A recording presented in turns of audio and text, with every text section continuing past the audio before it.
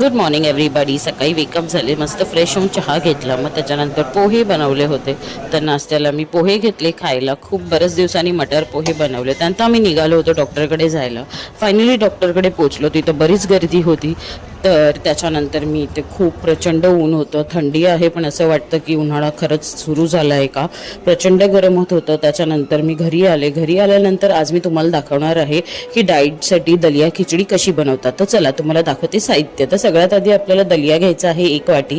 त्याच्यानंतर पालक, दुधी, कांदा, टमाटो, गाजर आणि बीट आणि हिरवी मिरची, हळद, ड्राय जिरं हे सगळं साहित्य घ्यायचं. सगळ्यात आधी 1 वाटी आपल्याला दलिया घ्यायचा आहे. कुकर घ्यायचा, त्याच्यामध्ये आपण ॲड करायचं आहे राई जिरं.